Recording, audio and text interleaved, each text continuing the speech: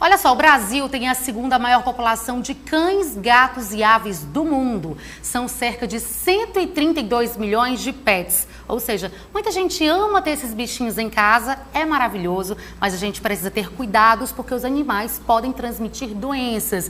E se a gente vai falar disso, claro, convidamos aqui o médico veterinário, professor Napoleão Argolo. Seja muito bem-vindo. Você esteve aqui no meu primeiro dia de Bom Dia News. Exato, bom dia. E está aqui também no meu último, só para informar aqui aos telespectadores, nossa querida Vanusa Coelho volta amanhã das férias aqui no Bom Dia News. Seja bem-vindo mais uma vez. Obrigado. Professor, essas doenças transmitidas do animal para o homem são chamadas de zoonoses, não é isso? Exato. Quais são essas doenças mais comuns? Bom, são inúmeras doenças, aí o destaque é a raiva, com a doença viral e potencialmente quase sempre letal a humanos e animais, a brucelose, a leishmaniose, que é endêmica aqui na nossa região, a histoplasmose, dentre tantas, a própria leptospirose, dentre tantas outras doenças, mas essas com certeza elas recebem destaque. E como que a gente pode se proteger e proteger o animal também? Bom, o primeiro passo, o acompanhamento desses animais é a vacinação.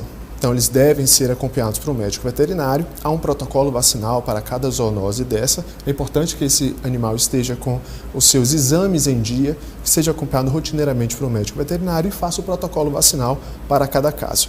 Algumas dessas zoonoses possuem tratamento, como a brucelose, que é uma doença bacteriana, por exemplo, a leishmaniose, que possui também tratamento agora autorizado pelo Conselho Federal de Medicina Veterinária, mas algumas doenças, como a raiva, por exemplo, ela não possui tratamento específico e, como mencionei anteriormente, ela é quase sempre letal. Então, por isso, para algumas dessas doenças, a vacinação é a única profilaxia possível. No caso da raiva, ela é letal para o animal ou para o homem, ou para os dois? Para os dois. Para você ter uma ideia, o mamífero, e aí pode ser o homem ou o animal, ele elimina o vírus rábico na saliva cerca de 10 a 14 dias antes de apresentar sintomatologia clínica.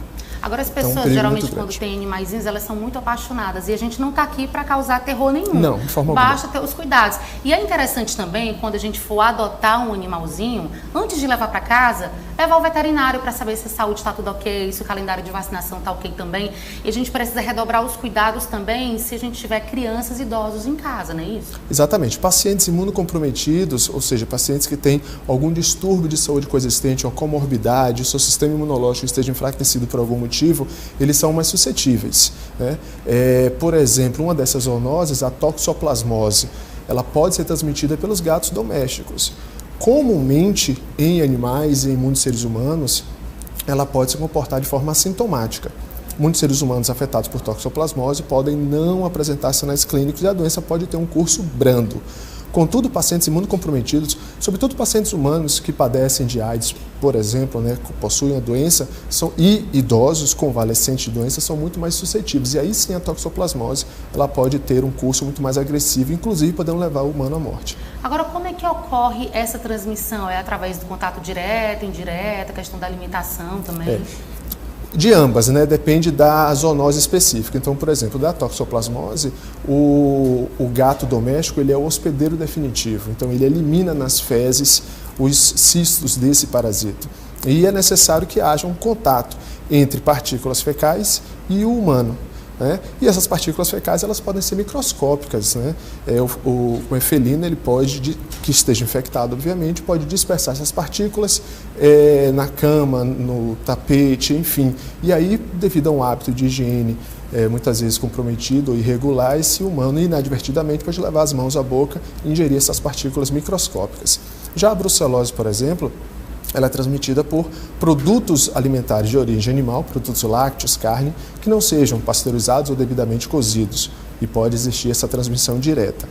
A leishmaniose, por exemplo, o cão ele é o principal reservatório urbano da doença, mas ele não é o principal transmissor, né? Ele é tão vítima quanto humanos, é transmitido pela picada do próprio mosquito, flebótomo, né? Então, para cada zoonose tem uma via, e essas que você citou, ambas podem acontecer dependendo da doença em questão.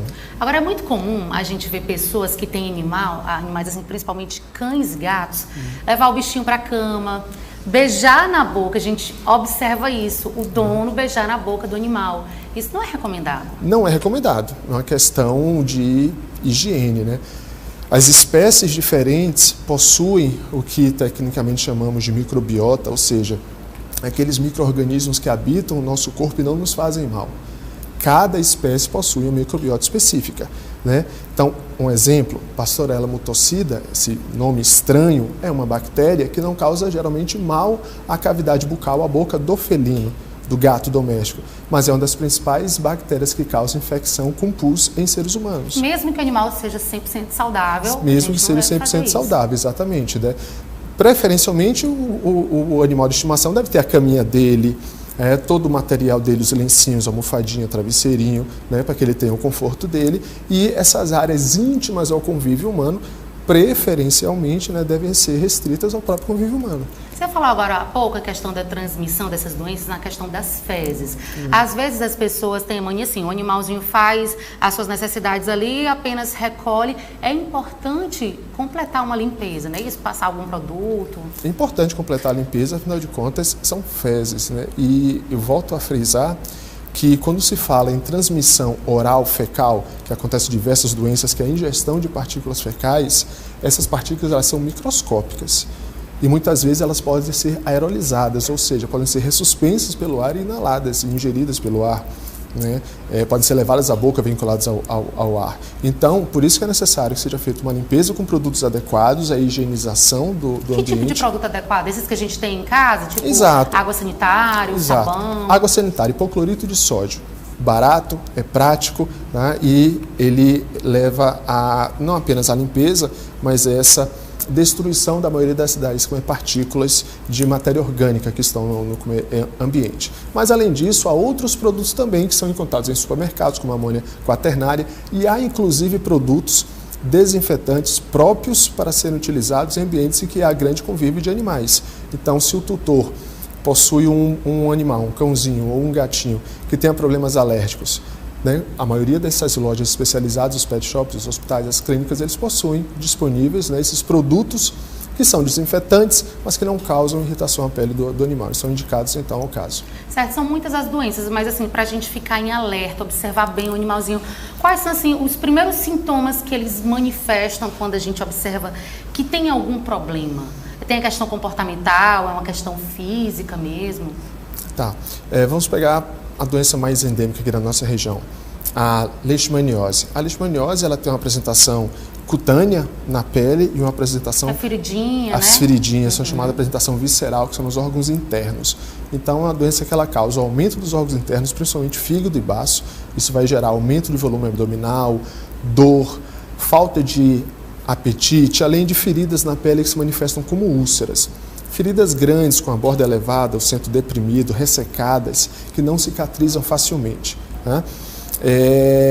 Muitas vezes, antes do aparecimento dessas úlceras, a qualidade do pelo do animal também fica muito deteriorada, o pelo começa a cair, pode ter áreas de falhas no pelo, muita seborreia, muita caspa e demais outras feridinhas. Havendo uma suspeita de qualquer problema dermatológico, um problema interno, de órgãos internos, falta de apetite, diarreia ou qualquer outro sinal, ainda que inespecífico, é necessário que leve ao médico veterinário para acompanhamento, né? Até porque a leishmaniose, como é uma doença endêmica, quase sempre ela está presente em curso com outras doenças também associadas, né? Inclusive doenças que deprimem o sistema imunológico desse paciente e favorecem a infecção com a leishmaniose. Como aqui é uma região quente, úmida e o número de flebótomos, de mosquitos, também é muito grande, a doença se dissemina rapidamente, né? Tanto em seres humanos quanto em animais. E aí é necessário que seja feito os exames necessários, e a Universidade Federal do Piauí tem um laboratório avançado de sanidade animal, o LASAN, que realiza 3 modalidades distintas de diagnóstico de leishmaniose, garantindo assim um diagnóstico seguro e preciso. É necessário que seja feito esse exame para posteriormente fazer a vacinação, pois os pacientes que são vacinados, nos exames comumente utilizados para a detecção de anticorpos, vão atestar positivo para a leishmaniose, porque são vacinados. Por isso é necessário ser feito o exame antes, esses exames eles são guardados em posse do tutor, né? E aí é feito essa vacinação. Em relação, por exemplo, à brucelose, ela é uma zoonose mais rara. Como ela necessita para sua transmissão de ingestão de produtos lácteos ou produtos de origem animal, carne mal cozidos ou não pasteurizados, fica mais limitada essa transmissão. A maioria dos animais pets se alimentam de ração. Né? Inclusive não é recomendado dar alimento normal para os animais. Não, né? não é recomendado. A ração é muito mais adequada. Mas lembrando também que a brucelose ela é transmitida por secreções animais, não apenas pelos produtos alimentares. Então, animais pet que convivem em chácaras, fazendas com animais pecuários, e se esses animais pecuários, se não estiverem vacinados adequadamente, há o risco de infecção por brucelose. Né? E a brucelose ela vai causar sinais inespecíficos, como febre intermitente, que vai e volta, né? E isso confunde o médico veterinário, além de inapetência, sinais gástricos, mas principalmente também sinais neurológicos. Há um grupo de doenças com nome bem feio, chamado polirradiculoneurites, que nada mais são do que inflamação dos plexos nervosos periféricos, ramos nervosos da extremidade do corpo, e leva à paralisia. Quando chega a esse ponto, é irreversível? Não, ainda tem tratamento mesmo quando há perda de movimentos. É a mesma história do tratamento precoce, né? Quando o Exatamente. diagnóstico for precoce, mais chances do animalzinho sobreviver, e se for o caso, infelizmente, a questão do sacrifício, né? Tem que sacrificar o animal. A eutanásia é um procedimento médico veterinário, não é autorizado na medicina humana, é autorizado exclusivamente para a medicina veterinária, mas para situações muito específicas. A eutanásia ela deve obedecer os seguintes critérios: que o paciente esteja padecendo de uma afecção que seja irreversível, que não possua cura, que o paciente com essa doença irreversível ele esteja na sua fase agônica, então ele esteja agonizando, e que cujo óbito irá se estabelecer de forma lenta e dolorosa. Então, com essas três características, e geralmente os laudos emitidos por 2 médicos veterinários, com essa medida de segurança, para que esta ferramenta não seja utilizada inadvertidamente, os pacientes eles são eutanasiados por uma questão de humanidade, já que o óbito é impossível de ser impedido e ele virá com sofrimento. Então, o paciente ele é anestesiado, colocado em plano anestésico, ou seja, ele está dormindo inconsciente e sem sentir nenhuma dor, e aí nesse estágio os batimentos cardíacos, a respiração, isso é cessado por medicações específicas, sem que haja sofrimento ao paciente. Vale a pena a gente ressaltar também que as pessoas que não têm condição de pagar um veterinário, às vezes acontece, a pessoa cria um animalzinho com todo o cuidado do mundo, Sim. Não tem condição financeira de levar ao veterinário, a Universidade Federal dá esse suporte, atendimento totalmente gratuito. Ela oferece algum tipo de atendimento? Oferece. O Hospital Veterinário da Universidade Federal do Piauí, assim como os outros hospitais veterinários em universidades federais, é subsidiado pelo governo federal, mas ele é subsidiado. Então, recursos humanos, instrumental, equipamento, estrutura e alguns medicamentos, tudo isso é custeado pelo governo federal.